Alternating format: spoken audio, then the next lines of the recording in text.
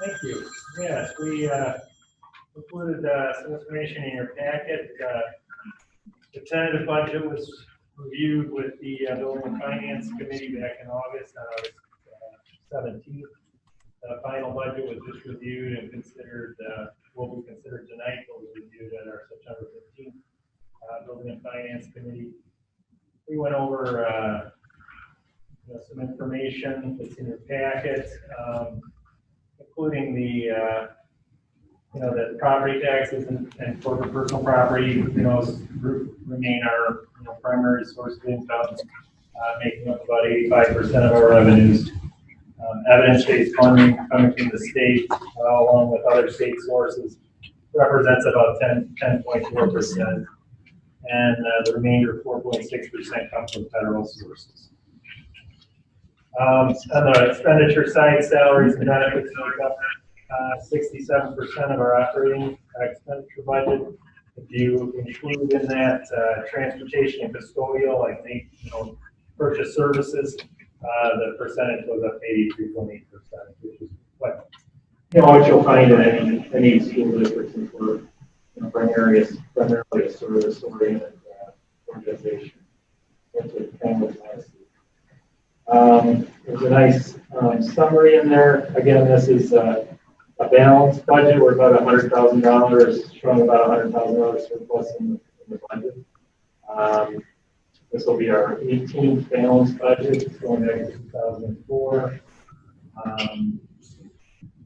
Well, $100,000 sounds like a lot. That represents less than 0.1% of our budget, so it's a pretty slim margin. But we do have a few new revenue sources, including the CARES grant, which represents about $885,000 additional funds, and then we anticipate getting IEMA funds around $100,000, and that's kind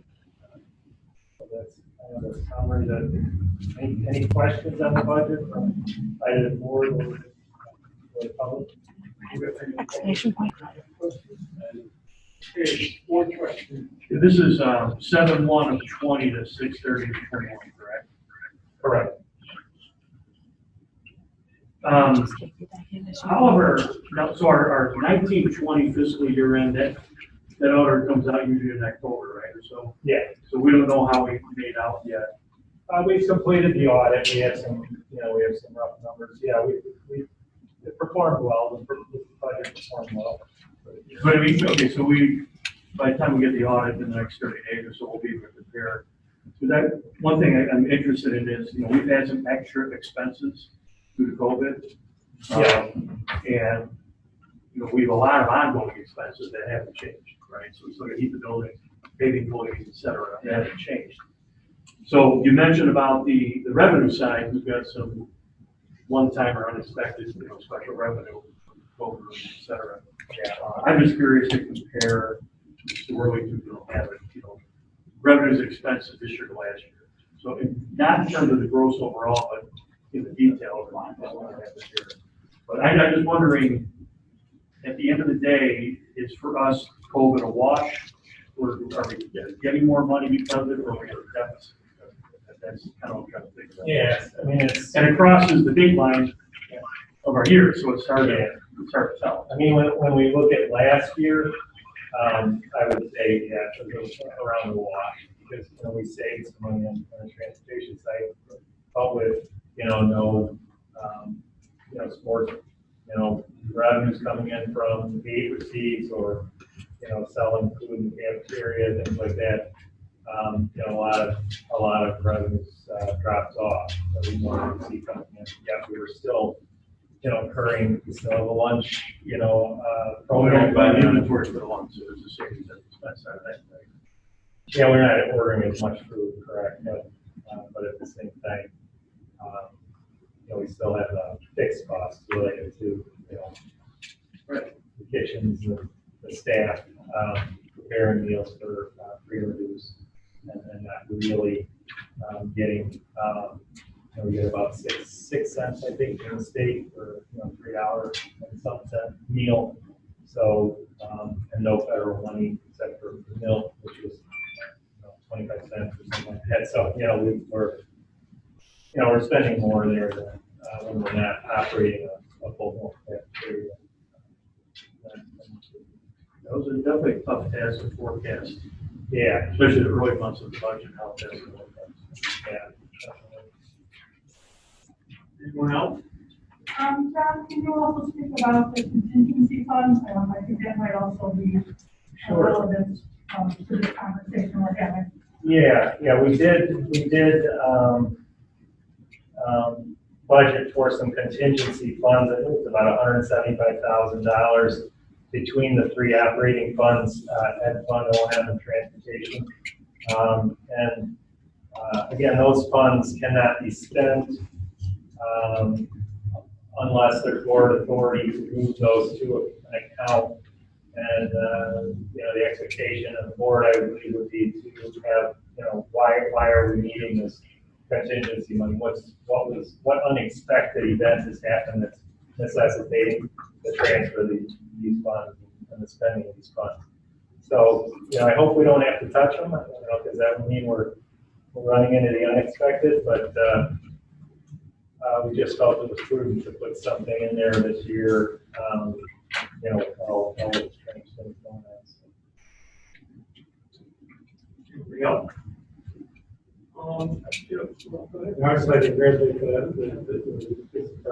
finance committee over these many years, board for looking at service funding and ensuring that they work together to again have so many years of budget that we've seen over the years, and we've specifically seen over the years how the state is fair and not fair with finances. So, really, a point of congratulations to the school board. And I think, the one thing that I think is important for everybody to realize is that, balanced budgets are not always easy, and most school districts would be happy to have a balanced budget, and we've been able to do it 18 consecutive years, which is almost unheard of. Especially now, because in addition to all the unknown factors this year with COVID and everything else, we also have the situation that, we continue to get less money on a percentage basis from the state. As John said, we get the majority of our money from the taxpayers. And yet, when we go to look at our annual levy and what we're going to increase the taxes by, we've never gone, to the maximum. We've only done CPI. So we've always been very aware of the impact on the taxpayers, and we've really monitored our expenses. And again, the 25-year plan, which we put in 2 years ago, it is truly remarkable and has been able to put us into this situation. So, John, I just want to say thank you and congratulations on another incredible job, because you've got $144 million budget now, which is probably bigger than any of the municipal districts within our area, and we're on top of it. So I think it's a great accomplishment. So, anyone else? Okay, then at this time, I will adjourn the public hearing, and we will ask for a motion to approve the budget. I move that the school board adopt the resolution providing for the adoption of the budget for the 2020-21 fiscal year. Second. Motion made by member Murphy-Peterson, seconded by member Harddick, to approve the 2021 budget. Okay, can we vote? Member Murphy-Peterson? Yes. Member Harddick? Yes. Member O'Connor? Yes. Member Dalton? Yes. Member Gracias? Yes. Member O'Sullivan? Yes. Member Saratori? Yes, the budget is approved. All right, do we have any amendments? Sir. All right, at this point, I would like a motion for the consent agenda. I move the school board approve the consent agenda. Second. Motion made by member O'Sullivan, seconded by member Gracias, to approve the consent agenda. Any comments or questions? Okay, let's vote. Member Murphy Peterson. Yes. Member Hardek. Yes. Member O'Connor. Yes. Member Dalton. Yes. Member Gracias. Yes. Member O'Sullivan. Yes. Member Siratori. Yes, consent agenda is approved. All right, so we have any old business. Okay, then at this time, it's the board committee reports and Pat, education committee. Thank you, Tony. We met a different day this week, but on September 14th, the first Monday of the month was Labor Day.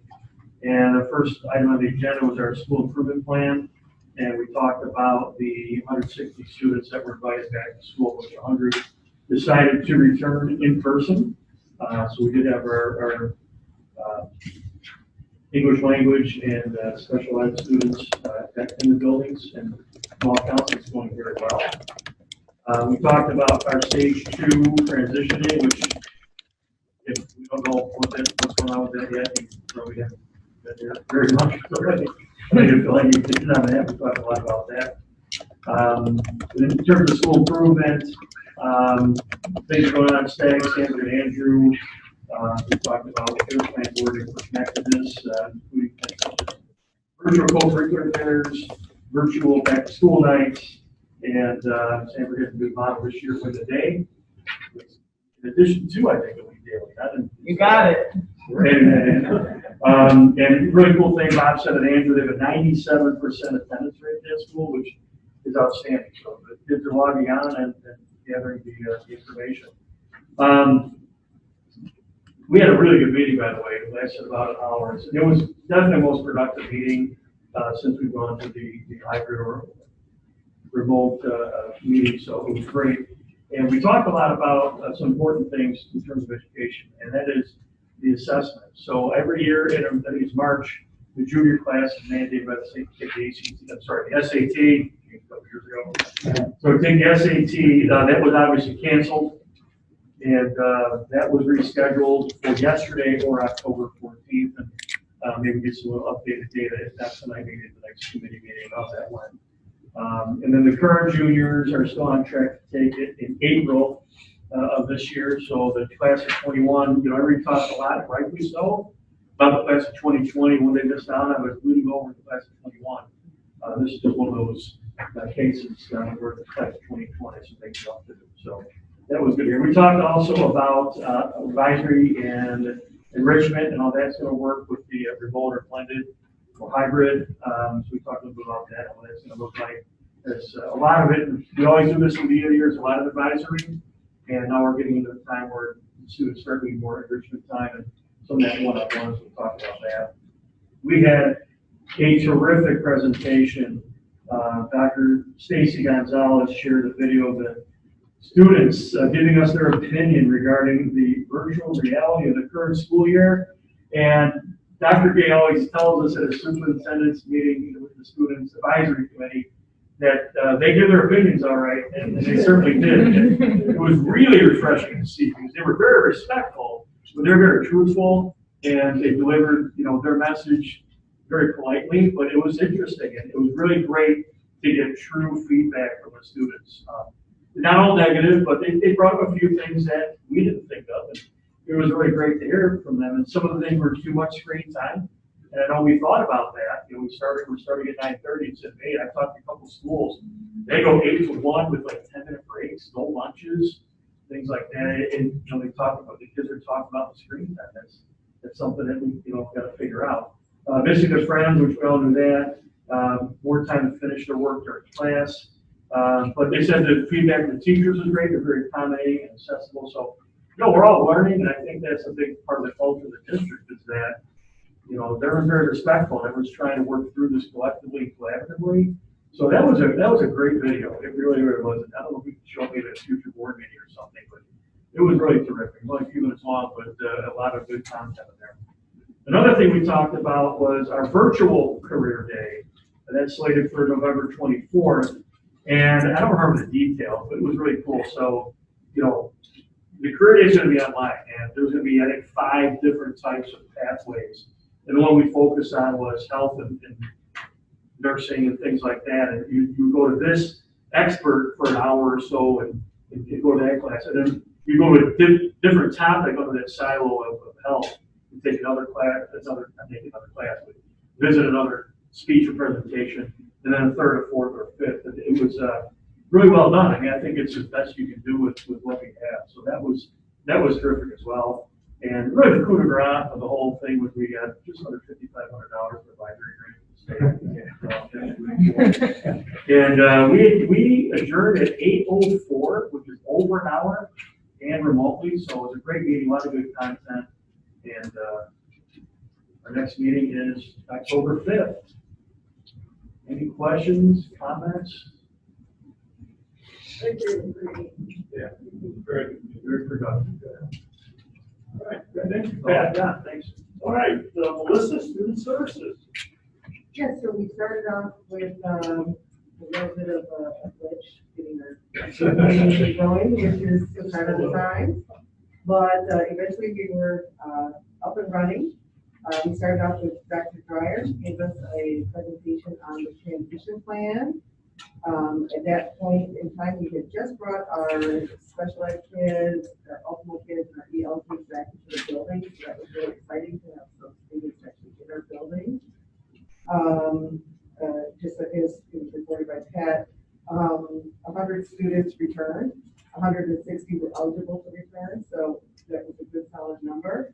And that equals 4 to 5 students per classroom, as well as 6 to 8 students in our alternative education program. All the PPE was provided for these students and staff. Only one student was medically exempt from wearing a mask. Our COVID quarantine rooms are set up and ready if needed. All 3 principals provided updates on their buildings. They have been working together collaboratively as we navigate this unusual school year. Each building has a theme. STAGS is Empower, empowering students, staff, and teachers as we navigate these times together. Andrews is When the Storm is Done, We Will Still Be One, and that'll carry over through the entire school year. And Sandberg, as Pat said, is Win the Day, and they are focusing on students and staff and their mental health. Then we went into professional development opportunities. All the co-curriculars, well, almost 100% of the co-curriculars are up and running now, so that when virtually, but the kids could get information, they could sign up, they could talk at the meeting, see what it was about, so that seems to be going well.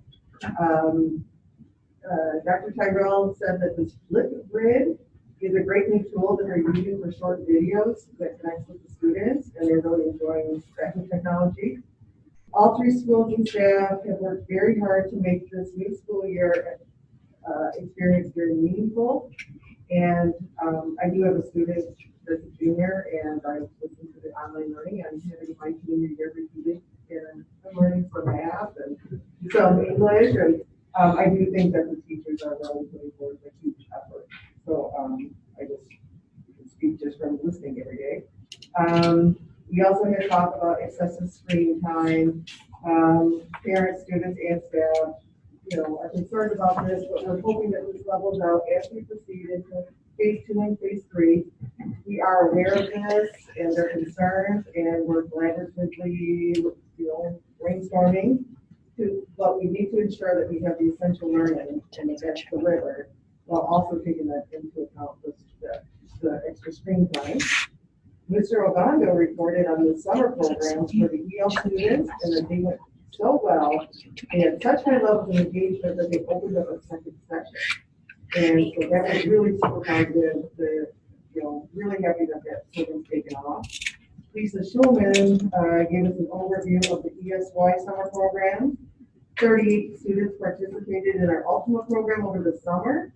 And the Bridge program invited the sophomores to be the mentors to the incoming freshmen to help them acclimate, again, because we're in an unusual time. So that worked out very well. We have updates on our grants. Title I, Title II, and Title III have been written, submitted, and approved by ISB. And then our next meeting, that meeting ended at 8:12, so I did go a few minutes over past time. Our next meeting will be October 14th. Any questions for Melissa? Okay, thank you. Sue, building finance.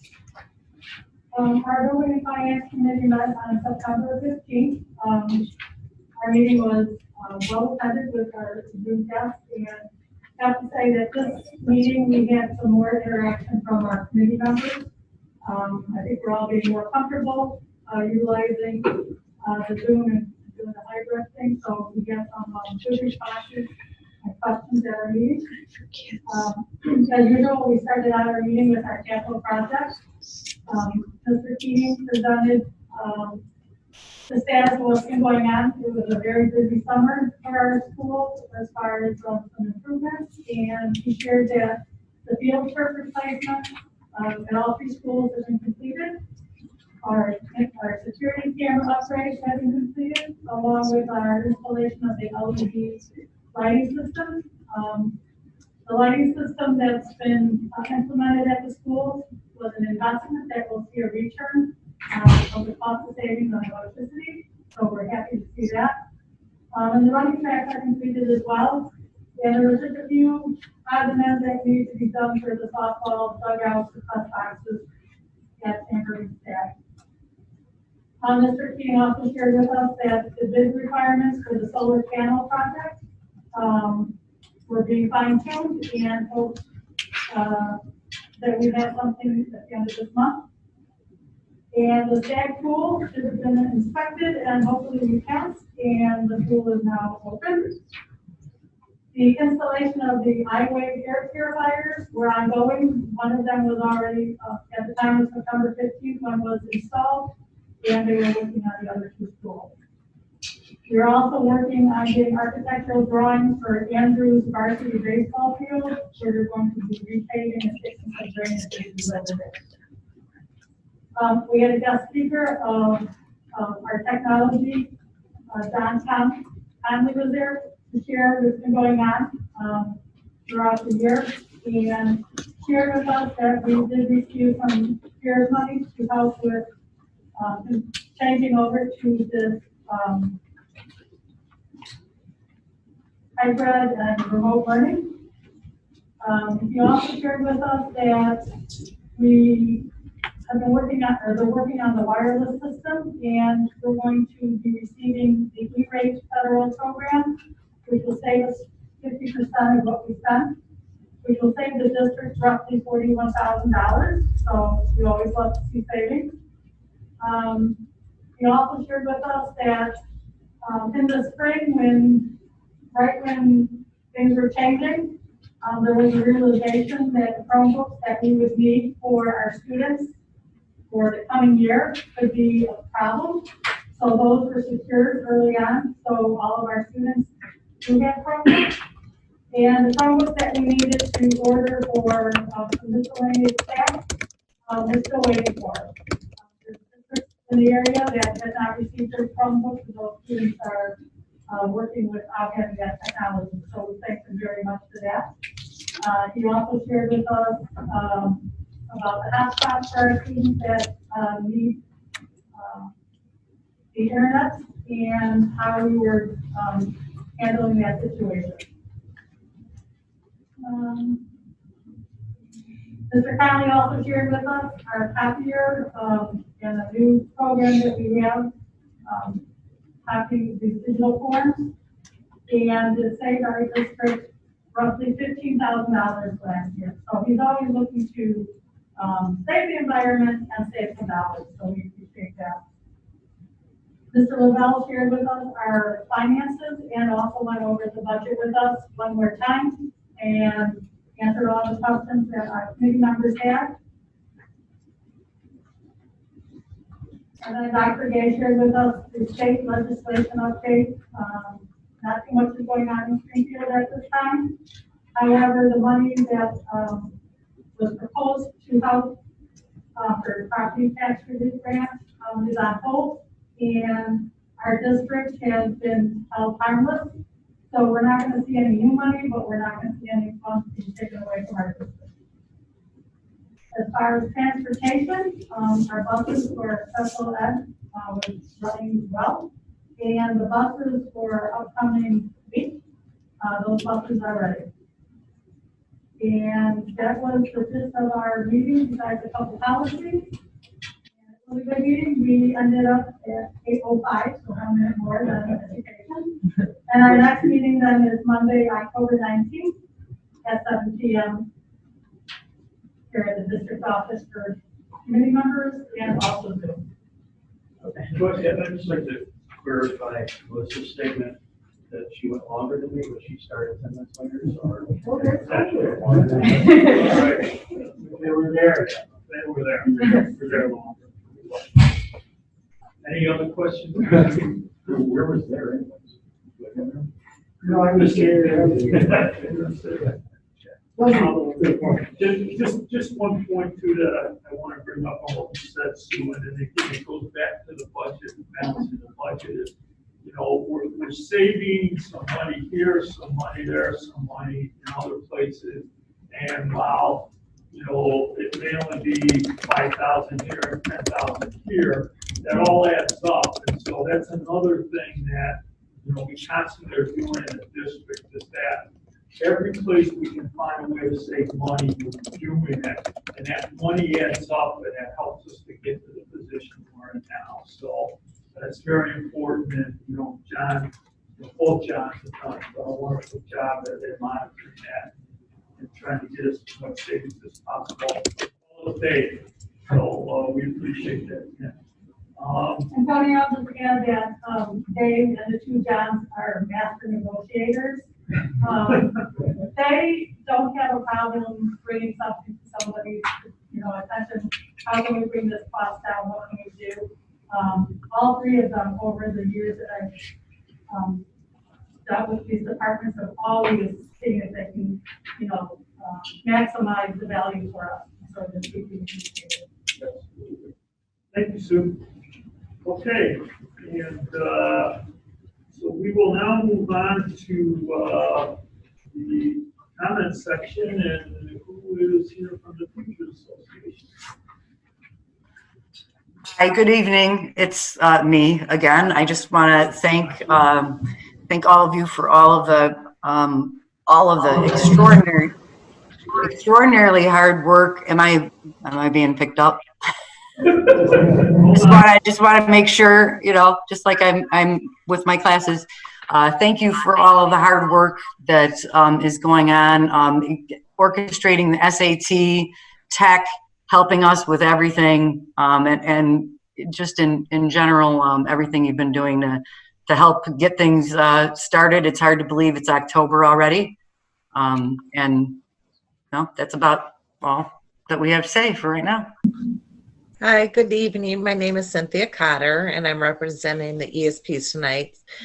We're excited for the new school year to begin, even though it looks a little different than normal, like last year. We are all looking forward to the students' arrival next week, especially me, I'm just going to say. It has been a difficult time for the ESPs and the teachers, parents, and most importantly, the students. And that's, you know, hopefully everything will go smoothly, and we thank you Very much for your comments. We appreciate it and all your hard work. All right, and now it is time for the student reports, and it's nice to see that all the ladies are here. It's wonderful. Look at this. You don't even have to ask. Wow, right up to the mic. I love this group. Okay. Shall begin. Hello everyone, it is great to be back to visit with you, and I'm excited to inform you all on the happenings at Andrew for the first month of school. I guess I should start my speech by telling you what everyone starts their day with. 10 minutes before the advisory starts, we get a morning message from Mr. Nolte. In the message, he provides the details about our sports teams and information about coming events. It is a great way to start the day and make sure everyone is awake and ready for advisory. Speaking of advisory, this was the first week that we went back to T-ball time. Students are now able to sign up for the teacher of their choice and get help in the areas that they need. Everyone is super excited to return to some normalcy with T-ball time making its yearly debut. The day after I saw you last, we had an amazing welcome back parade with over 80 cars participating. Seniors and staff drove around neighborhoods to welcome everyone back to Anthem. It was amazing to see everyone's support and excitement for this year. To keep this excitement going, the senior leaders are offering seniors an opportunity to paint parking spaces. Over 130 seniors signed up, and we are finalizing the details. We all agreed it would be a great way to assure everyone that while this year might look a bit different, we can still do some pretty cool new things. The senior leaders also have begun designing our legacy wall, which is a wall that the graduating class leaves with the school to remember the year. More is to come about that in later meetings. Our sports teams are well underway. The girls tennis team had their third win in a row against Nicolay Central on Monday, and boys golf won their match against Bradley last Thursday. Again, Mr. Knowlton is updating us on the standings of our teams and recognizing standout athletes during his morning announcements. Yesterday, we had about 400 students come to take the belated SAT. There were 10 of us in a classroom, and it went very smoothly. With Stage 2 starting next week, we decided to do a bit of preparation for the school and our new freshmen and transfer students. Monday and Tuesday nights, we had an awesome orientation for these new students. They were able to walk their schedules in preparation for next week. It was great to get to see the new members of the Andrew community, and it was nice for them to get the lay of the land. Students and staff helped out and made this night a huge success. This week, we had the first 2 in-person student council events. We made posters to hang up inside the school to give everyone that warm welcome back for when we start Stage 2 next week. This was extremely exciting for me. I loved student council, the sponsors, and the members because they really can make anything work. We were socially distanced and wearing masks, and it ended up being such a breath of fresh air, no pun intended, to be outside the building with people that are anxious to start back. A couple of weeks ago, we also had a town hall meeting about diversity where we were able to discuss how, as a school, we can be more inclusive and mindful of everyone. Events like this will help ensure a better school environment. I believe being optimistic is the most important thing we can do right now. Trying to boost the morale is not the easiest thing to do, especially remotely. But what is helping everyone is seeing the changes back to normalcy. It has been 6 months since last time myself and my peers have sat in a classroom, and everyone I have spoken to is eager to get back into the building. One thing I personally am excited for is to see our amazing staff and administrators. They are truly our heroes. All of the people that are deciding to come back to school next week are most definitely ready. Finally, as you may remember, my dad and Dr. Gates are my school classmates. My dad works every other Thursday evening, so these meetings are kind of ill-timed for reading it. But fortunately, the December meeting will be held in a week that my dad is on vacation, and he is looking forward to coming to a meeting, seeing me in action, and reuniting with his high school friends. Thank you, and it is a great day to be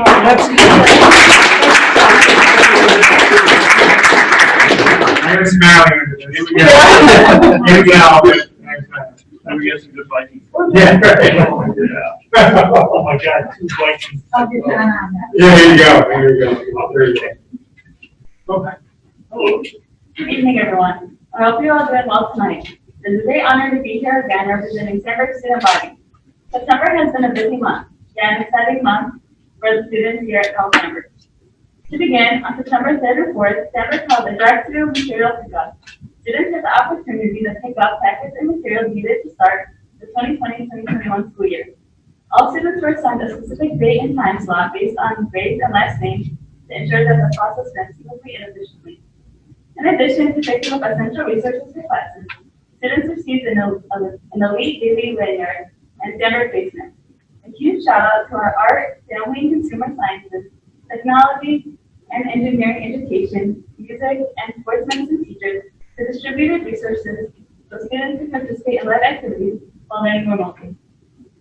This month, Dr. Tyrell and the Sandburg APs had an opportunity to meet with student leaders, including our student council and board. Students shared feedback about the remote learning experience, expressed their desires to come back to school, and also brainstormed ideas for school spirit. More to come on that. Next up, we have clubs. We are proud to announce that Sandburg's many clubs and activities have started and are meeting virtually.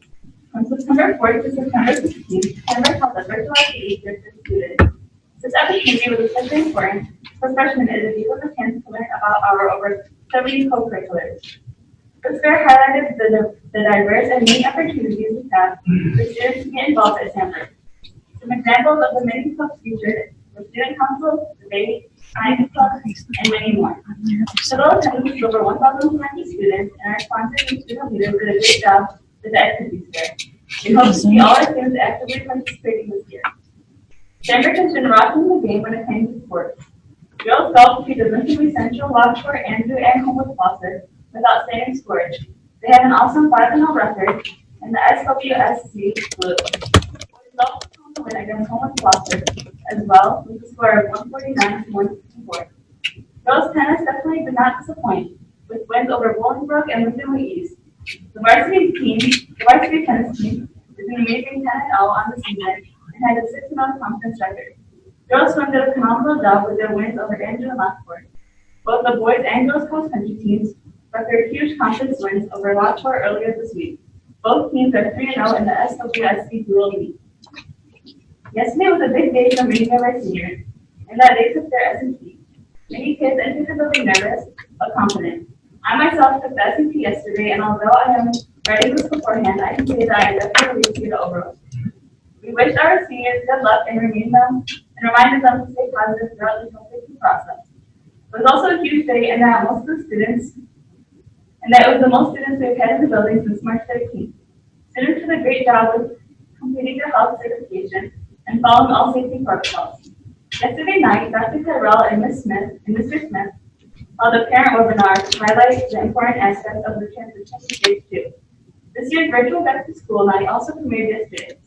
Parents had the opportunity to view videos to learn more about their child's courses, teachers, and supports offered at Stanford. Thanks to Mrs. Irving for all the help with organizing this virtual event. Today is another big day at Stanford. Student council spent some time decorating the building in preparation for students returning to in-person learning on Monday. We wanted to make the building look even more welcoming than it already does. Students wrote motivating messages and drew beautiful drawings using chalk all throughout the entrances. They also painted the windows using bright and lively colors and decorated poster boards to make the freshmen feel more at home. Speaking of freshmen, tonight, freshmen and transfer students had the opportunity to walk the building so they can feel more confident traveling from class to class when they return. Stanford student ambassadors are helping direct them and answering questions that students and families may have. In addition to the freshmen being welcomed to Stanford, as we know, all of our students will return to in-person learning starting this upcoming Monday. We will get a chance to meet our teachers, classmates in person for the first time. While doing so, kids can also take this opportunity to talk to their teachers one-on-one about any issues or questions they may have. This will hopefully facilitate the students' abilities to comprehend lessons, homework, assessments, even more, while also allowing them to connect with classmates and teachers. We can't wait. Thank you for your time, and I hope you all have a great rest of your evening. It's truly a pleasure being here tonight, and I look forward to seeing you all next month.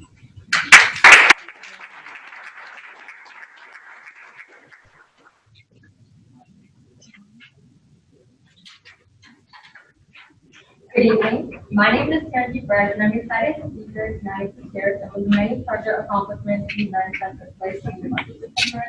Other than my birthday, of course. September was a month full of accomplishments for Charger athletes. The girls' golf team is doing great, winning against Andrew, Homewood Baltimore, and Bradley this month. Boys JV golf won their record to by defeating Chicago Christian this past week. Girls cross country is also doing well, especially personal records. Carolina Williamski placed first in 3 conference races so far. Boys varsity cross country competed against Lincoln Northwest, where 5 athletes placed in the top 10. Girls managed to home a win against Bradley, and yesterday both varsity and JV bested Bolingbrook. Girls JV swim has a 4-1 conference record so far. Divers Lizzie Riveri and Joe Magavitz finished in the top 3 in every meet today. They are expected to qualify for state meets. Winter and spring sports are also doing their part to keep the community safe with the hashtag Mask Now Play Later. Stags basketball, baseball, volleyball, softball, bowling, track, and football teams get together virtually to stay connected with each other.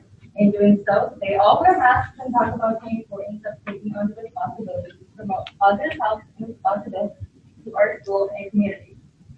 Last week, STAG held material pickup for students after school on Tuesday, Wednesday, and Thursday from 4 to 6:30 p.m. Students volunteered, assisted with the pickup, and gained service hours. It was nice to see their faces, well, actually just half of them. But we were so glad to see them back at school. And although we couldn't really see if they were smiling or not, the positivity and Charger pride that they showed said enough. And last week, during Tuesday's advisories, all STAG students participated in the virtual co-curricular fair and learned about clubs that they were interested in doing. There are about 50 clubs represented in the fair with something for every Charger. Some clubs met with first time last week, while others are starting up this week. We can't wait to see all the new returning students back at our club, and we certainly cannot wait to officially begin. We are looking forward to getting every Charger involved in something like that. Thank you to students and parents for completing the return to school survey by September 15th. We're excited to see those students who took the hybrid learning model back in the building this upcoming week, with Group A beginning in-person learning on Monday, September 28th. Kids are thrilled to be physically back at school to meet their peers and teachers in person. Today, returning members of student council decorated windows throughout the school. So from our students back. We are distributing chalk to all the staff members tomorrow for them to chalk the walk with welcome messages for students they will see when they get back to campus. Student groups will be ready to get our returning students excited by greeting them at entry next week. Socially distanced, of course. Special lessons for our freshmen through advisory will ensure that they have a good feel for the building and will allow them the chance to make that their home. Yesterday, a group of seniors were back in the building to take the SAT test. Seniors who opted in to take the fall exam were broken down into small rooms of students. This was a great opportunity for staff and students to practice some new procedures we will have in place in hybrid learning next week. For those students who were unable to attend, there will be a makeup day on October 14th. Any seniors who do not elect to take the test this fall will be placed in SAT in spring. So many students expressed that it was great to be back, and many of the staff let us know that they missed having us. A special Charger video by students, including myself, will be released to all staff students this Friday. We work with staff to create the video to show all students in advisory what cycle looks like when they return next week. We demonstrated bus procedures, what classes, hallways, and other areas of the building will look like, and reviewed safety practices that we will follow to keep each other safe. A special guest was Charlie the Charger, who put right in with the group and was ready to be back on campus with us. Last night, our families got to participate in STAG's 2020 on-demand back to school night. Our teachers and staff created videos that introduced themselves to our families, explained the school bus, and talked about what we were learning this year. A little bit of STAG was brought into the comfort of our own homes, and we got to enjoy an on-demand tour at a time that works for us. I'd like to give a shout out to a few of my teachers, Ms. Fires, Mr. Duffy, and Mr. Dulac for their videos. This month, Stag High School partnered with the Sandy Hook Promise to start with tour. Every Friday night advisory, we participated in the student-led activities to start with tour. Our Sandy Hook Promise National Youth Advisory Board member, Kennedy Kulana, has been learning about all sorts of ways to incorporate start with hello into Stag, and this year we plan Imagine It Being a Week, so we made it fun. Many of the activities we have done through advisory have included ways to build a community of sharing charges and make all the students feel that Stag really is their home away from home. The mission of Start with Hello to make students feel welcome and included. The little things that we do to make others feel go a long way, and we can't wait to start with hello with all of our new and returning participants. Thank you. Okay, next is Dr. Gay. Yes, thank you. I would like to share a few comments of the District 230 community as we move forward. Let me start by saying that I am D230 proud, and I have never not been D230 proud.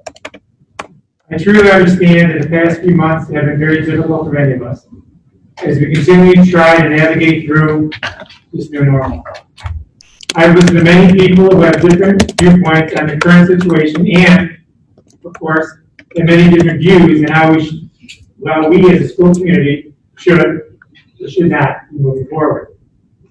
I truly respect everyone's right to respectfully share their opinions, thoughts, and ideas in order to assist the D230 family moving forward in the safest possible direction for all. But this all began back in March, when all the schools were closed via the governor's order. Many of us thought we'd be closed for a few weeks, but here we are today. Fortunately, we were prepared to institute our e-learning platform with Fidelity. However, I always thought that the first time that I would call for an e-learning day would be for a snow day and not a pandemic. I'm proud to say that our staff did an outstanding job teaching our students in the spring under numerous restrictions from the state. But once we realized that this situation would not end soon, and it was clear that the 2021 school year was going to look different, we immediately began working on a plan that was respectful and safe for all.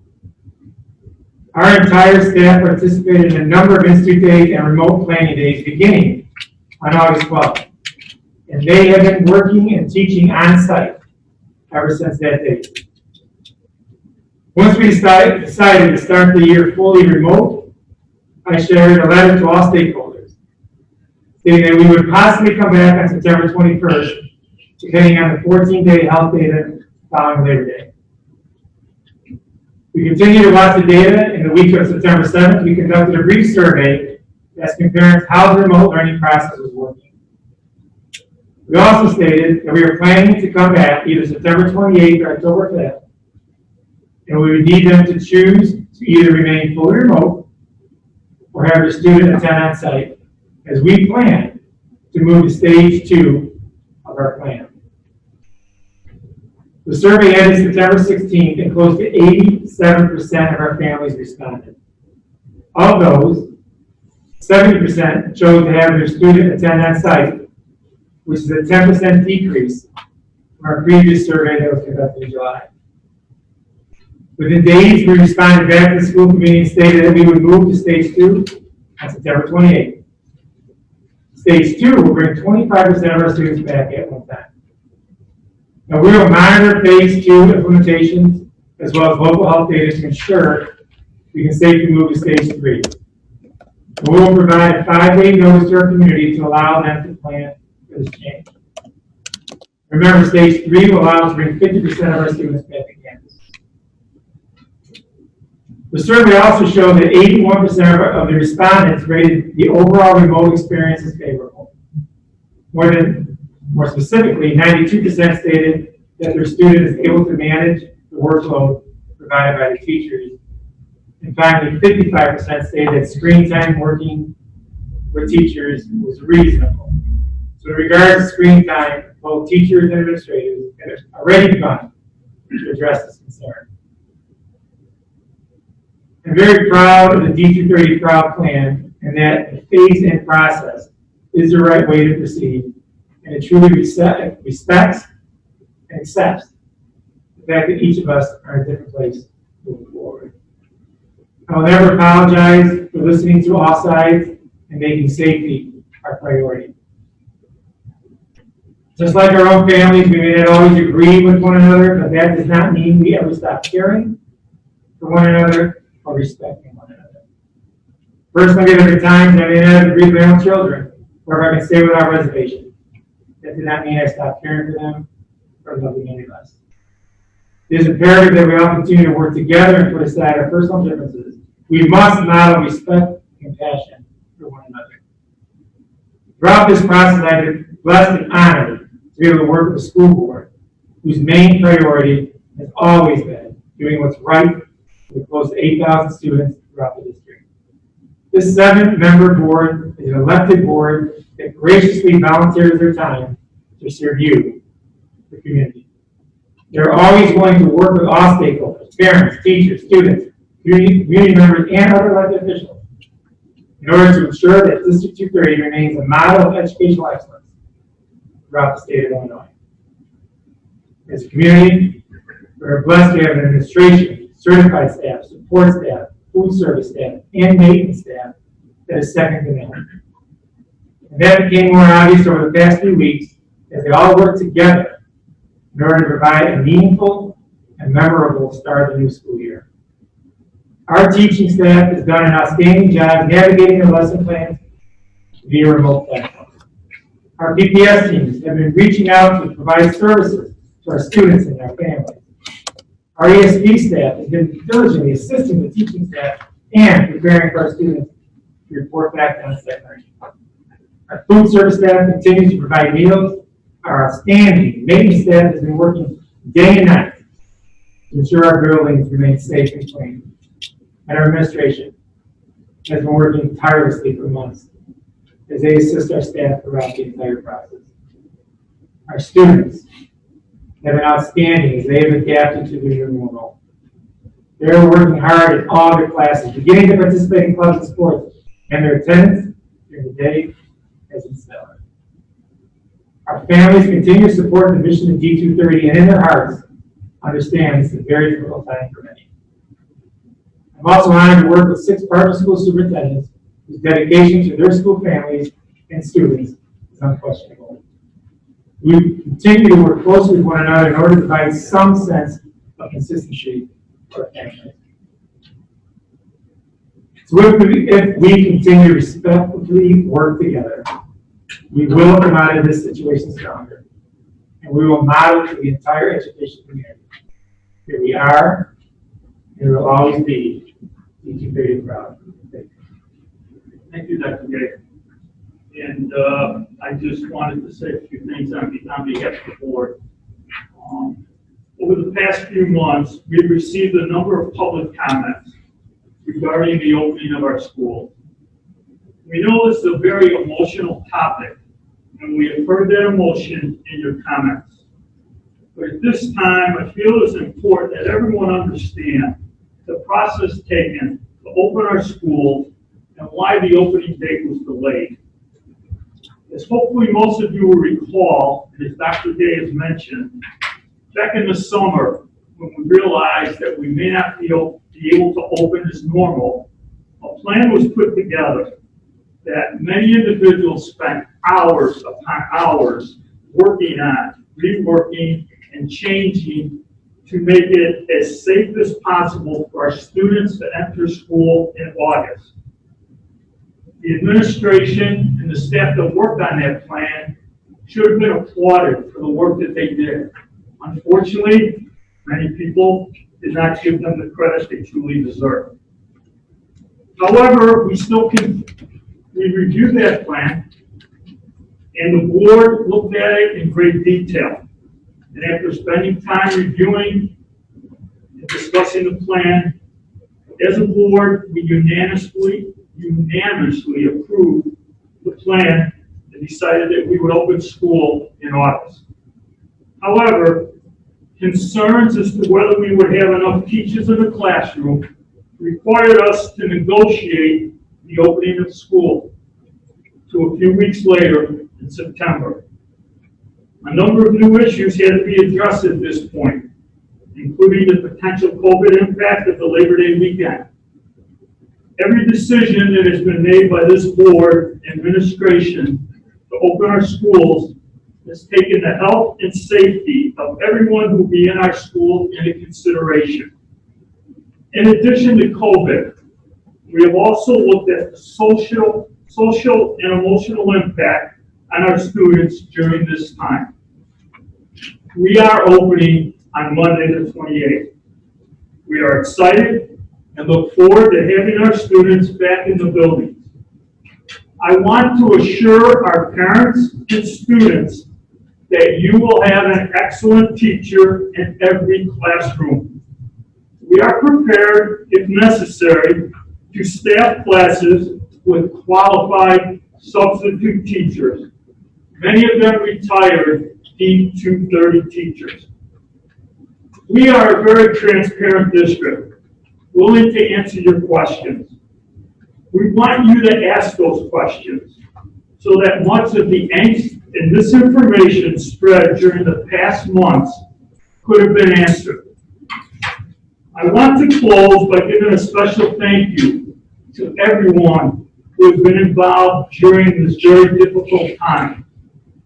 Your flexibility is greatly appreciated, and the ability to open the schools this Monday is also appreciated. You are all the backbone of this district and are truly awesome. And I still remain D230 proud. Thank you. Okay, let us move on. Ladies, if you would like, you can leave us, and can go home and do something fun, or you can stay here and have fun with us. Let's guess. This is fun. Thank you, Tony, thank you, Dr. Gary. I just have two questions more for public clarity. When we're open at 25%, are we opening 25% of the 70%? Yes. Okay, so that's what, 25%. Yes, so 70 and 100%. No, it's just a question I get asked a lot. Typically, I try to put it out there, so people. Yeah, you're right, sorry, yeah, so 70% shows go on site, starting on Monday. So, right, 25% of 70, that'd be 50% of 70, hopefully. Very good. And then second question that we asked a lot, when do we think that we'll be opening up our meetings to the public? That's something I think the board would have to. Okay, just asking out loud, it's just something I told them to really add. I mean, part of it's gonna be dependent upon, what the state allows us as far as the number of people in the building, how much space is available. Yeah, I mean, right now, we're pretty close. If we open, we'd have 50-50. Yeah. If the bodies in space. No, thank you, just trying to. No. We have, if I do. 70% of 25% is 17.5%, That just asking the question. which means that 50% would be 35%. You are method.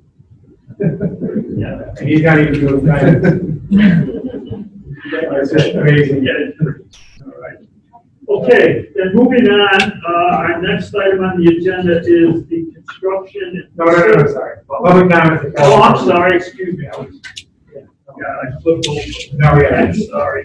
Carla's gonna read 24 public comments that were presented to the board, to the school board, for this particular meeting. The school board, email address, I guess, Carla, right? Yes. And so she'll read those for the record.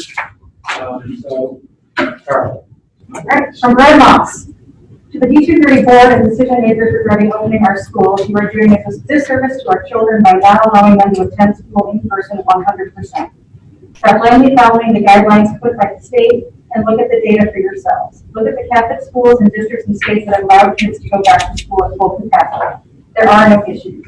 Stop robbing our kids of their social lives, sports, and everything else that online learning is taking away from them. You're in a position to lead, so lead. Make the tough but right decision to put our kids in the classroom full-time as soon as possible. Do what's best for them. If you can't do that, you will elect others that will. From Liz Kowalski. The current plan is unacceptable. 1 day a week is not enough. What is the rationale behind only having 25% of the student population on campus at a time? Why are the D230 buildings and situations so unique?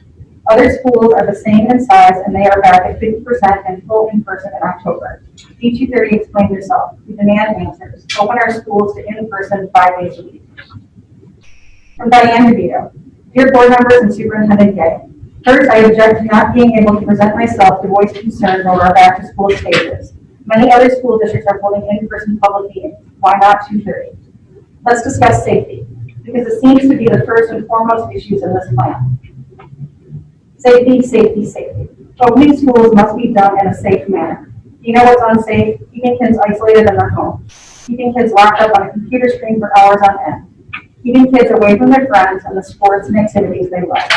Keeping kids in a constant state of uncertainty about their future. Keeping kids in a constant state of fear.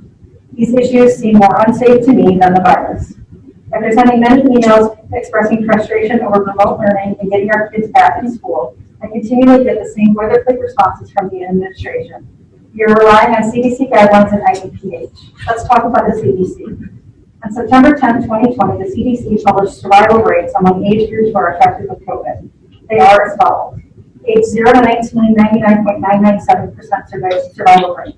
Ages 20 to 49, 99.98%. Ages 50 to 29, 99.5%. 70 plus, 94.6%. Why are our kids being kept out of school for a virus that is almost 100% survival rate? Our kids are suffering.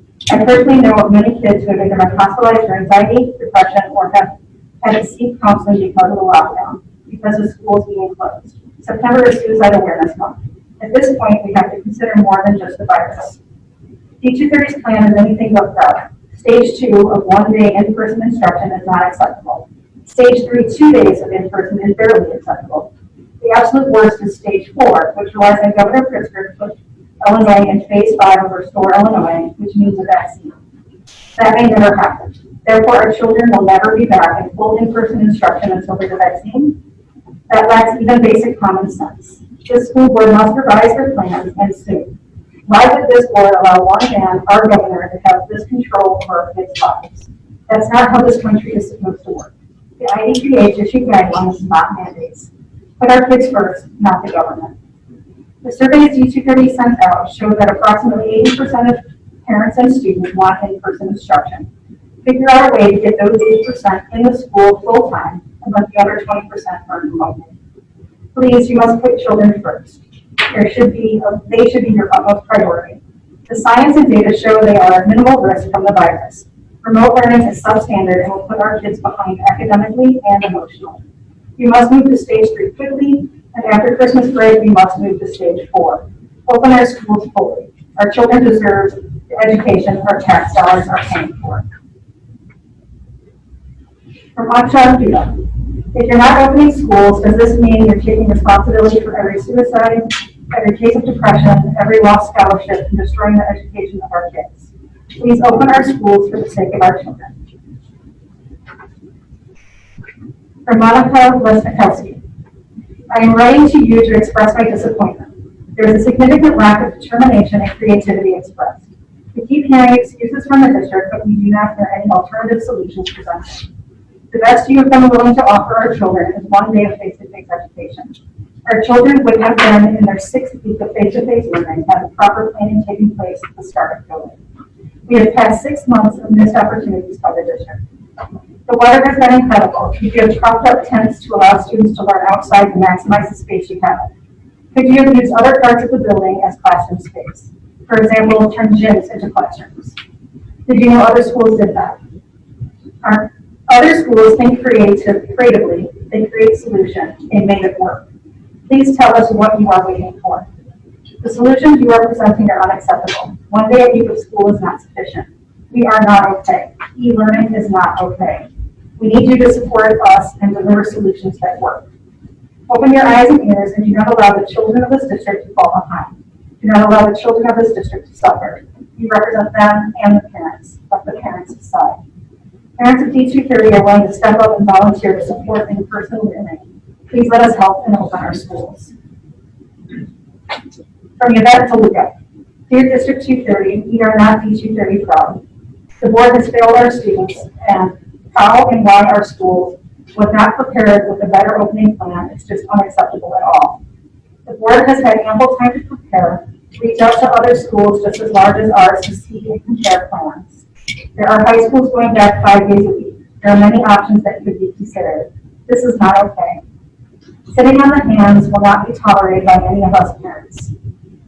Why were teachers not directly told in the beginning? We will be back in school at some point. If you are not on board, seek employment elsewhere. We, the taxpayers, demand more than what is being handed to us. We will not stop till our children are in school 5 days a week. District 230, you should be ashamed of yourself, how you handled our children's future. COVID is not going anywhere. Accept this and move forward for the betterment of our children. They need to be in school 5 days a week, period. From Victoria Finian. I'm a parent of a freshman and junior at Stagg High School. At this time, I believe the science nor the data shows that kids should still be remote. I would expect that District 230 can do better than 1 day a week, and segregated by last name is not worth going. At this time, I have chosen to keep my kids home and have a proper plan to get them back in the classroom for at least 3 days. If you can go to a restaurant, grocery store, go shopping, we should be able to allow our kids to get an education and meet with their friends. Please consider allowing our kids to have a life and also allow parents to choose if they want to continue remote if there are health reasons. So I want my kids in school, and I as a parent will assume the risk. Vote yes to get back in school. From Maggie Sizek. The community is disappointed at your acceptance and consideration of school closing in August. We have a petition that was signed by people that are not members of our community or even this county. The petition was posted on the Teacher Union Drive-In Facebook page with 33,000 members, working collaboratively to close schools. They send you letters and emails blindly by numbers that are not even a part of this community. Attach your screenshots to support my claims. We began a reopen school petition that as a community member, we're barely able to gather a few hundred signatures that represent 83% of families that want in-person learning. Do you really believe a teacher was able to gather 1,000 people living in this community? We are presenting to you this petition to reopen our schools daily in person for all students. As demonstrated in recent rallies and letters submitted to you, this community demands in-person learning every day for all students. The solutions presented to date are not satisfactory. Remote learning is not working, our children are losing focus, and they are falling into bad habits. The new remote learning process was exciting for kids the first few days and quickly became a problem. Students are no longer taking remote learning seriously. We are begging district leaders to think creatively and find solutions to get the children into the classroom. Their futures are at stake. Data suggests the virus is not spreading at the rates first taught and definitely does not impact children. A choice needs to be made available to parents to send children to school daily for in-person learning. No other alternative should be acceptable to anyone on the board. From Maggie Sisak, Dear District 230, we are not okay. Open our schools 100%. It has been a month of virtual learning, and I'm here to tell you it is not working and we are not okay. I know you are doing the best you can, right? Wrong. Most of us do not feel we are even being heard, let alone doing the best you can. Have you experienced virtual learning, like really sat in a home with families struggling to make this work? Have you witnessed the meltdowns of both students and parents, the fights and frustrations of not understanding the day's agenda, or math lessons or technology failures? The onset depression kids are experiencing due to sitting all day alone. Have you sat in a home with families of multiple kids, only to see every child at lunch alone? We have recess alone, snack alone. It is absolutely heartbreaking.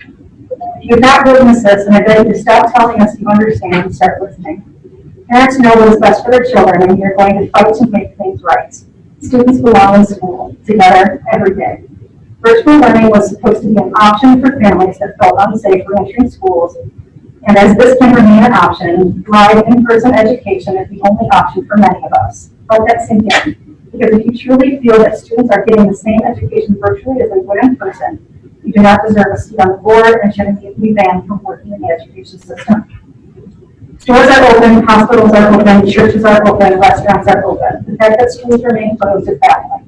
Because regardless of your intentions for virtual learning, it is not working, and again, we are not okay.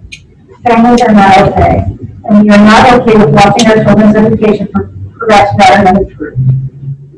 I am begging you to listen. Put kids back in school. End 2020 as normally as possibly can. Listen to your families. Put your political agendas aside. Let your personal positions decide what is best for our health, while you do your job and do what is best for your district and education. And in those final decision moments, if you are on the fence, just remember, we are not okay. District 230 families are not okay. Kids belong in schools. Peter Spicer. I'm writing to you to express my disappointment. While other districts offering 2 days or some even 5 days in-person learning, you are giving us 1 day a week. We are not okay. Our kids are suffering and falling behind. It's simply not enough. The whole situation is stressful. Everything would be so much different if only my son was at school. From Susan Falk. I'm a parent of a senior at Sandburg High School and want to voice my concern about the reopening plan.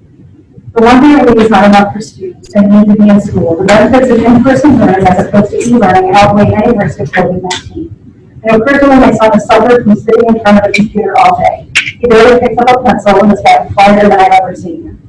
Their entire generation has already suffered from constantly using electronics. These side effects are much more dangerous than COVID-19, which has a 99.997 survival rate for their age group. I know that it's a concern for safety of the teachers as well, but I'm here to tell you that it can and should be done safely. I'm a nurse who has personally worked all day in and day out with COVID-19 patients. With students and staff wearing masks, teachers to be protected. I am expected, because it's my job and I'm an essential worker, to take precautions to do my job. Teachers are essential workers. Education is essential. I don't understand how this can be disputed. My son works at a grocery store and is deemed essential. He has not to work this entire time during COVID because it's his job. I'm pleading with E230 to reconsider the back-to-school plan and look at the real data and risks. Please get kids back in school as they should be. Enough time has already been wasted, but my son had a senior year to prep him for college. From Susie Callahan, please strongly reconsider voting to allow our children to return to full-time in-person learning. High school students need to interact with their teachers and peers. Days spent sitting in a chair in front of their computers, followed by evenings spent doing homework in front of the computers, is dismal at best. My daughter needs the education, emotional, physical, and psychological benefits of being part of a daily in-person learning environment. High school is so much more than coursework. It's a community with so many moving parts. My daughter, as well as hundreds of other students, want to return to high school community they love. Please vote to allow full-time in-person learning this Thursday.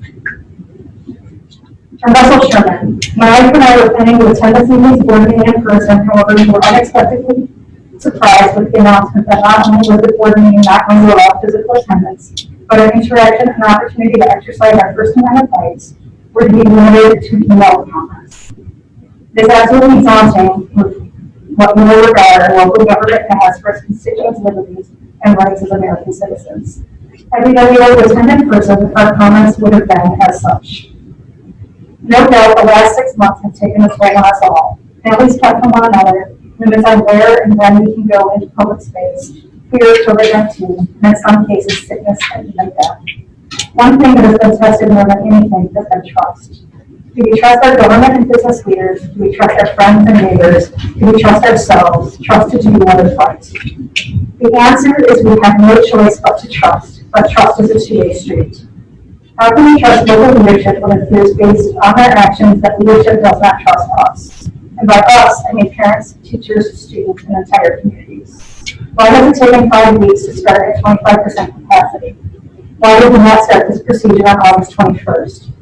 Other districts and Catholic schools were starting their school years with in-person attendance, on time, in some fashion. Some schools have with full attendance on day 1. North Palos School District 117, Palos Community Consolidated 118, Providence Catholic High School, Palos High School District 128, Evergreen Park Elementary School District 124, Lincoln Lake Community High School District 210, Hardin Meridian School. These are just a few examples of other local school districts and institutes which are affording their students a higher rate of in-person attendance than is currently or will be provided by each community. Is it that their institutes and districts were more prepared? Is it because they have more competent leadership? Or do they simply trust their communities more? Most obvious answer is that it's a combination of the 3. If there was more trust by district leaderships, our schools would have started with 0 on time, with our students learning in person in some fashion, as long as we could trust that the process and its participants will ensure a safe and healthy environment. I draw no other conclusion than that our D230 leadership has failed us. Mr. Sarah, I need to lead your boldness to serve our district, to serve our community, to serve the parents, teachers, and students who are suffering from your decisions. The district sincerely needs to follow its mission statement. Although the S4 vision embodies this goal, it certainly does not appear that D230 trusts itself to fulfill it. Students, teachers, parents, community, I trust you. Together we can create an environment where our students and teachers can return to school with 100% in-person attendance today. The only question remaining is if Mr. Sarasori and his board can trust us. For Monica Shmara, my first question is why is the board meeting remote? Why are our schools still closed? When will they reopen? If they don't reopen, will you refund our school fees? All schools in the area are reopening, why not our schools? COVID-19 will be around, just like the flu virus and many other viruses. But does this mean our schools will never reopen? What's the point of Monday in-person learning? Is our school's mental health even considered? Who are we worried about here, kids or teachers? I'm sure teachers go to grocery stores, gas stations, restaurants, hair salons, etc., and they are at higher risk than being at school teaching kids. Open our schools full-time in person. From Diane Sweeney. I honestly do not think any of you look at this question, let alone respond to this question regarding each and every one of our kids. Notice how I say our kids. I really hope each of you in your hearts have the same exact feeling. I was a lunch lady in Crossing Guard at Palos 118, Palos South. Each of these kids were my kids. I took them to heart. I hope each of you do the exact same thing in your hearts today. Reason being, you're really taking to heart right now what you know is contextually correct and correct in the science. Do any of you know that Brown University COVID-19 response from August 31 to September 13th of every single school that has been in session in the United States has shown that 0.22% of students and 0.5% of the entire staff tested positive for COVID? How many have actually been hospitalized or died? I would think even a lower percentage. Please stop being beholden to the Illinois model. Please stop being beholden to the orthodoxy of the Illinois unions, which hold you in the palm of their hands. Please begin to really start looking at the reality. Please allow those who are fearful and want to continue the online learning to do so, but please allow the 95% of your constituents, assume all of you are beholden to the vote. Please start to think logically and see the science. I know this is very scary for each of you, really looking to see the best for each child. But when 99.5% of each child's needs are not being met, when you start to think of the reality of what is going on. Every other state outside of Illinois has resumed the reality of school and fall sports. I do not expect any of you to have a backbone and really research and think through this. But if there is a moment in your heart,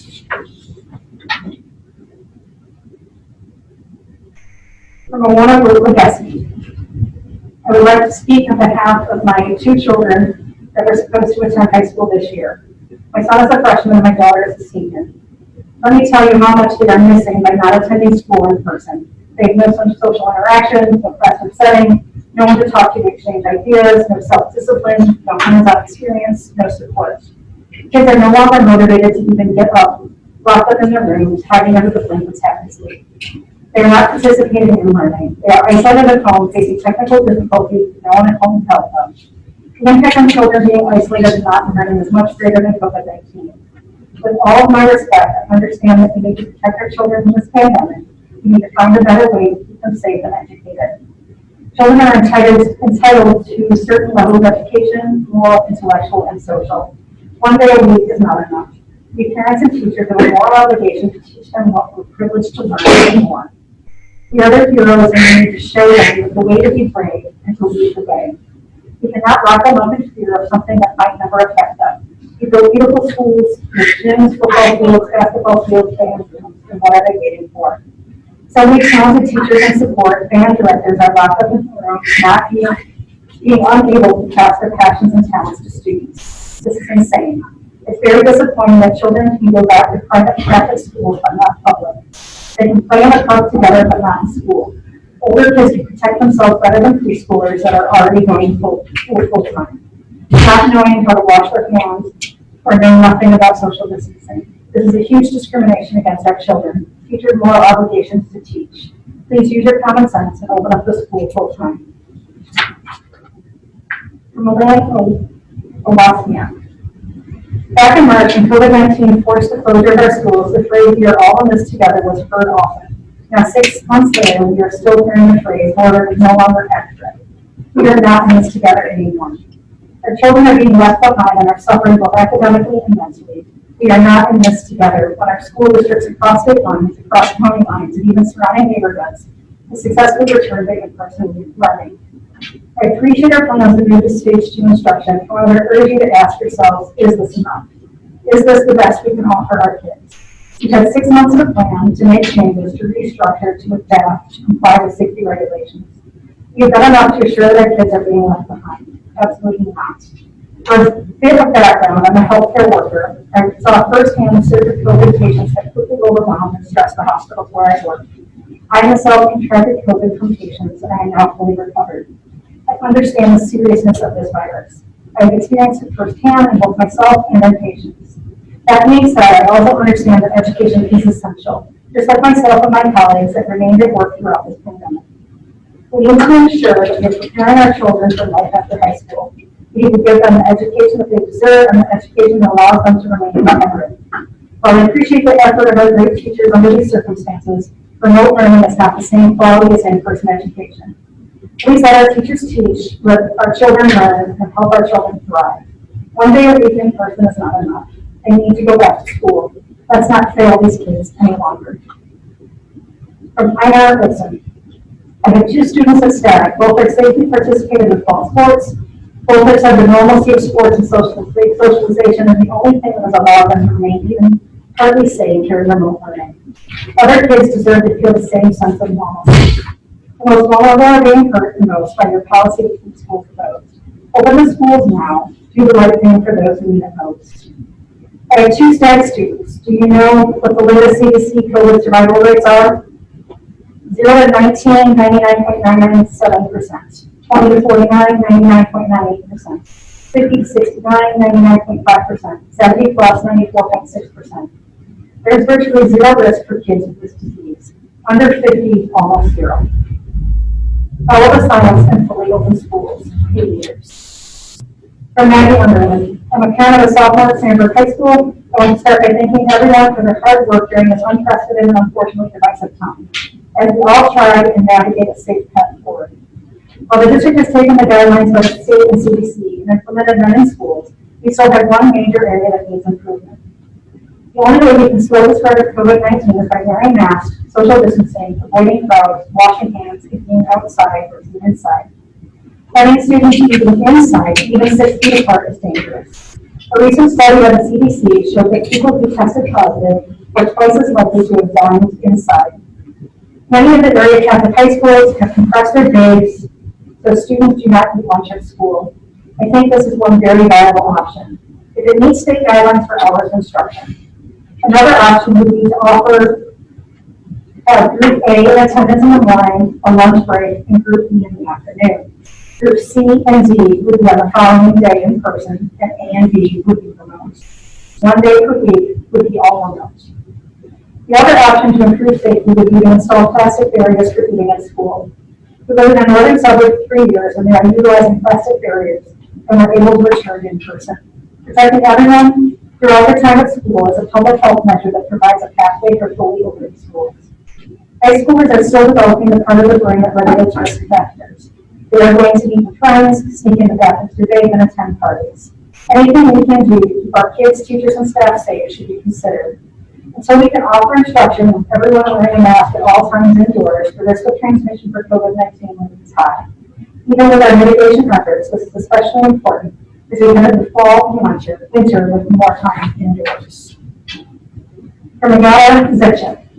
I am writing to you to express my disappointment. While other districts offering 2 days or some even 5 days in-person learning, you're giving us 1 day a week. We are not okay. Our kids are suffering and falling behind. It's simply not enough. The whole situation is very stressful. Everything would be so much different if only my son was at school. From Michael DeVito. I'm a physician in the community. I've studied this virus from a doctor's perspective from the beginning. First and foremost, there are no definitive cures for viruses. Not even a vaccine would be considered a cure, as vaccines vary in their overall effectiveness. As we saw in 2009 with H1N1 swine flu, which is a subgroup of the 1918 Spanish flu, it targeted younger children, and we did not lock down an entire state and school system. There was no vaccine for H1N1 at that time, and we would move on. Evidence consistently shows whether you lock down the state and lock out the kids from school, the overall results remain the same. A virus will work itself through a community, but the destructive effects of poor decisions is long-lasting. Data shows that a person who has had and recovered from COVID-19, low levels of the virus can show up as a case positive test result. There is also 0 substantiated evidence that an asymptomatic person can spread this or any other virus at ineffective levels. Case positivity rates were only meant for tracking purposes, and all decisions about in-school learning should be based off of hospital admission rates, which spiked in April 22 and remain very low now and are not anticipated to change.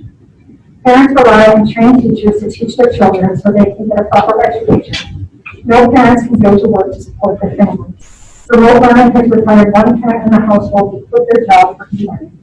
Maybe they should just be half of their teacher's salary for their efforts. Every other profession has answered the call and has done what it takes to problem solve and work through this outbreak. D230 and the teachers should do the same. We are now nearly 1 year into the 2019 virus that is in the same family as the common cold. Instead of continuing describing fear and constant concerns about safety, I ask you to demonstrate leadership and not criticize those who want our kids back in school as being selfish and unsafe.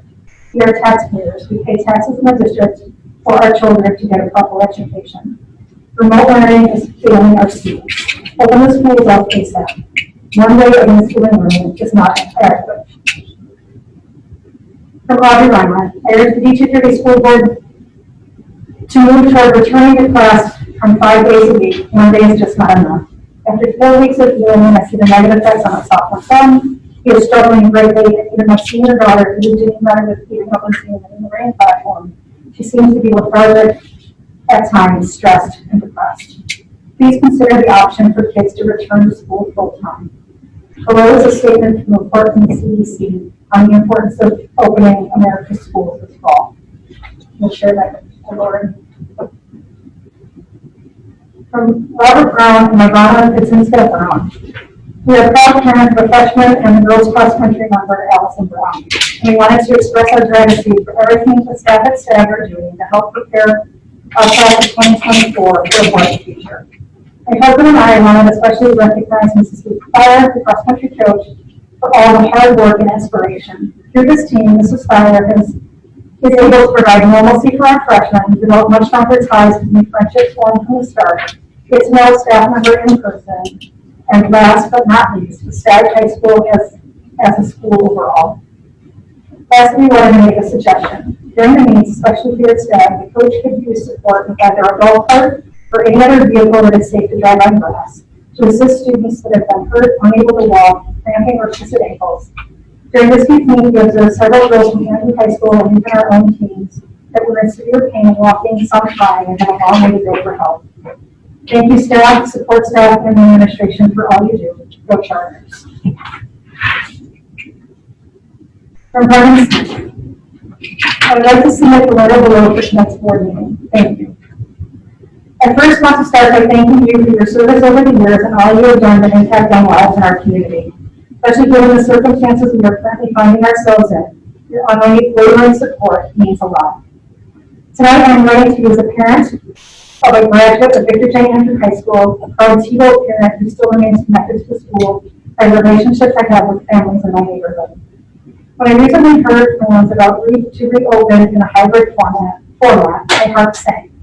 For those who have lost loved ones to COVID-19, to those who have lost loved ones currently impacted by COVID, and those that are just simply concerned about the potential of contracting COVID and the long-term effects that we aren't even aware of. Sure, the current positivity rate in South Brook is 4.7%, just below the 5% threshold. Have children been impacted in terms of mental health? Absolutely. Is in-person instruction likely the most effective method that we have in education? Yes. But with all of that considered, I ask you, at what cost? Let's explore some of the costs. First, mental health. Mental health has been brought up several times by the board. Isolation at home, lack of social interaction, and unsettled home life, all have contributed to mental health challenges that it pertains to remote learning. I ask the board, do you think these challenges would simply go away as schools reopen? What about for the kid who loves talking to his friends by his locker, but is no longer allowed to come to me? Or the kid whose classmates 2 seats over, who is quarantining at home due to being exposed in another class? What about for the kid who chooses to learn remotely because he has a pre-existing health condition and now feels even more isolated from his peers? I think it would truly be naive to think allowing kids to come to school will rid the world of mental health challenges and get the current focus on the board. I hope you pursue continued growth and expansion of mental health services at the schools going forward. Let's also talk about equity challenge that this presents. B230 is growing in a diverse area, which is something I believe we should all be proud of. There have been racial implications when it comes to COVID. Studies show that Black and brown individuals, even students, contract and suffer from COVID-19 at larger rates. As the Board of Administration consider that aspect of reopening, students of color are now being put in a predicament of choosing between their health and an equitable education. I'll be honest, if COVID-19 impacted white people disproportionately, I don't even think we would be having these conversations. A board member mentioned their commitment to doing best for the collective, not just their personal belief. If schools want to talk about what's doing best for all, the conversation should start.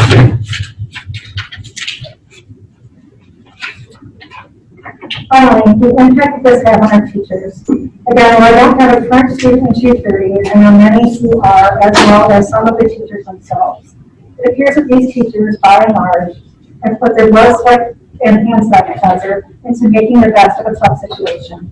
While doing so, they have been met with a harsh criticizing and public shaming. The extent to which some parents have gone to shame teachers has devastating, and I can't imagine why any current teacher-ready student would want to become a teacher given how they are treated.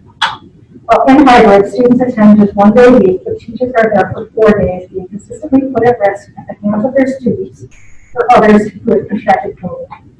Additionally, teachers now have to track several groups at once, those assigned specific days and those remotely, making an already tough situation even more cumbersome. I just want to say how deeply proud I am of our teachers and truly believe they deserve better. In closing, I would again like to thank the board and the administration for their service. I ask that you, and all of you are asking others, to not take any criticism personally, but understand that at the end of the day, I want what's best for our community. I see so many, even our community, not showing the same level of care for our community, not taking the virus seriously, and find that tragic. We still don't even know the long-term health implications that COVID presents, and I've always personally lived by the phrase, "Would be better safe than sorry." I would strongly encourage the district to lead with science and with caution and remain alert. Thank you. Carol. Thank you, Carol. Carol. Thanks, Carol. Okay. Yeah.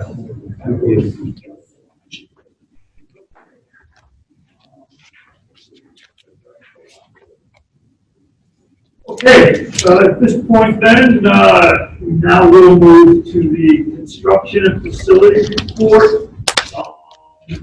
And I would, Dave, if you want to come up, but I guess what I would do at this point is see if anybody has any questions for Dave. I think we're pretty much the same as we were last month, correct? Yeah, I'll cover a lot of the finance. Right. Does anybody have any questions for Dave? Any comments? Great Dave, job. Great job. Here we go. All right. Dave, where are you going to Hawaii? You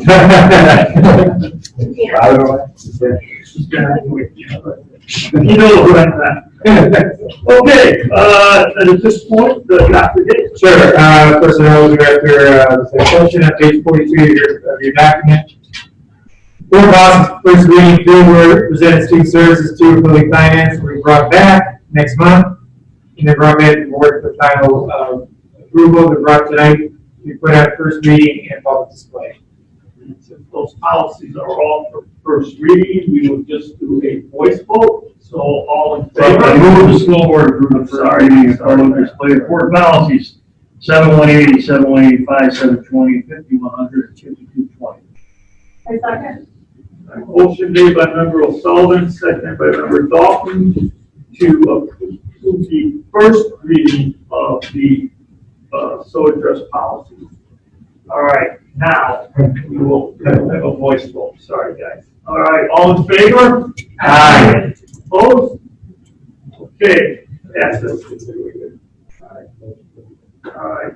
Then at this point, we will go for a motion. I will ask for a motion to enter executive session to consider information regarding the appointment, employment, compensation, discipline, performance or dismissal of a specific employee or legal counsel for the public body, to discuss student disciplinary cases, to discuss matters relating to placement of individual students, special education programs, and to consider other matters related to individual students, to discuss collective negotiating matters or deliberations concerning salary schedules for one or more classes of employees, and to discuss pending and probable litigation against, affecting, or on behalf of the public body. So moved. Motion made by member Harding, seconded by member Gracias to enter executive session. Call roll, please. Member Murphy Peterson? Yes. Member Harding? Yes. Member O'Connor? Yes. Member Dalton? Yes. Member Gracias? Yes. Member O'Sullivan? Yes. Member Saratori? Yes, we will enter executive session at 8:35.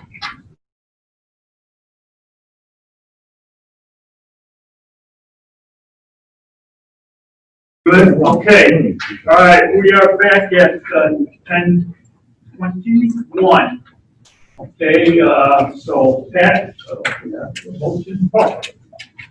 I move the school board approve personal action, including staff co-curriculum 2020 to 2021, administrative retirement, licensed staff leaves of absences, resignation and retirement, support staff employment leaves of absences, request for sick pay, change of position, and resignations.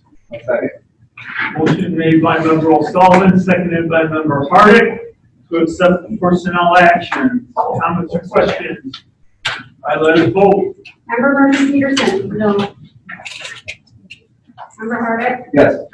Member O'Connor? Yes. Member Dalton? No. Member Gracias? Yes. Member O'Sullivan? Yes. Member Territory? Yes, motion passes. Okay, then at this point, we will have board comments, and Mike, we'll start with you. I'll make it easy, I've done today. Okay, I will also make these guys know tonight. all right. Pat? Just recognize Carla for a ton of work again tonight. I feel bad to put you through this. I appreciate you doing all that. Thank you. Dave? I just wanted to make mention of a couple of the comments that came on by way of the letters that Carla was subjected to, actually having to read all those. You know, one of the things that kind of strikes me in listening to the difference of opinion is exactly that. How different those opinions were. And yet, no matter how different those opinions were, I'm pretty certain, based upon the way that they were written, those people are absolutely sure they are right. And not everybody can be right. The reality is, we have to find something that is workable. And I think that sometimes the parents are of the belief that we're just sitting up here and we're just making a vote, not giving consideration to all the moving parts that actually have to occur for a plan to be effectuated. Give some thought to all these different factors that the administration has to deal with in putting this plan together. You got to deal with the ISBE. You got to deal with the Illinois Department of Public Health. You got to deal with the Cook County Department of Public Health. You got to deal with the teachers union, the ESP union, the PPS staff, busing, food staff, scheduling, not just regular scheduling, but in anticipation of there being AB schedule or ABCD schedule. Social distancing, disinfecting at the school, temperatures, social emotional learning, sports clubs, co-curriculars, et cetera, et cetera, et cetera. The point is, there's a lot of moving parts, and I think that sometimes that gets lost in the noise. And I certainly hope that all parents, and I hope they also remember, most of us are parents of kids in the school district. We want absolutely nothing but the best for the school district and for our kids. And I'd like to think on Monday, that's a step in the right direction on getting kids back in school.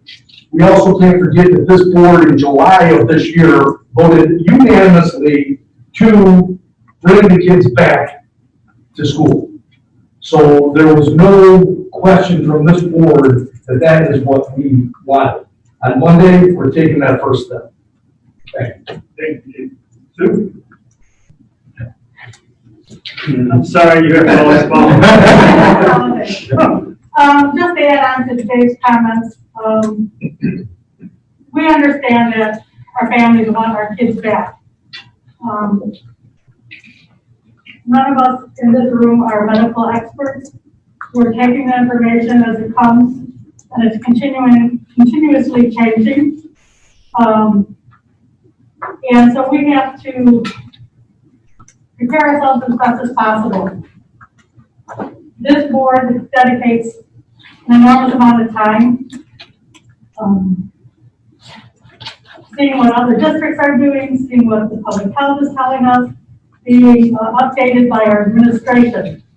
We don't come sit down, hear things, and then vote on them. We try to be as educated as we can. When it comes to somebody else's children, and these are almost 8,000 somebody else's children, I'm going to proceed cautiously.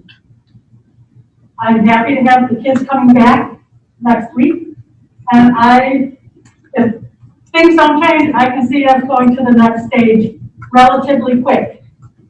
Is that going to be 100% in school? That is not. It'll be the next stage. But this gives the kids time to get acclimated to the buildings with the new signage and the new protocols. And so if this is the first step to that, I'm comfortable with that, and we will continue to move in and get the kids in the buildings as best as we can. But I am a believer maybe take it step by step. This way everyone's comfortable, and we'll get there when we get there. Thank you, Melissa. I concur with Dave and Sue, said it all very well, so I won't add to it. You know, everyone is out of sorts. Adults, children, elderly, you name it. This is not fun for anybody. And just remember, I know you don't like our saying that you're not alone, but you really aren't alone. We're all in this together, and we're trying to do the best that we can to give the kids the best education that we can deliver at this moment in time. And we will continue and just hang in there. It'll get better. Thank you. Okay, you know, just again, you know, I hope that, you know, based on what the board has said now, what Dr. Gay and I said earlier, that, you know, people understand that there's a lot of work that goes into the decisions that are made here. And again, just based on the comments we got tonight, and as Dave said, there's two sides to every story. Sometimes there's more than that. And what people need to understand is, while you can have your opinion, we as a board have to look at all of the issues, not just one side of the issue. Because the only way we can make the best call possible is to look at all sides of the situation. And while people may believe that that's easy, it's not. But again, as we've said, and we will continue to say, we are doing what we feel is best for this district. You may agree with us, you may not. That's your opinion, and that's why it's great to live in this country, because everybody can have their own opinion. But once again, our job is to do what we believe is best for the district, and we will continue to do that job regardless of whatever, because that's why we're here. Dr. Day, No, I'd just like to thank the board for their consideration, constantly looking at what you guys have done for in all issues and then across the board over the many years and many years sitting on the board. And I just really appreciate your looking at it with all sides at one time, you know. And secondly, I think the principals that are still here, as they prepare, the students, they've had students since September 8th. As we welcome more students next week, and underneath their mask is smiles.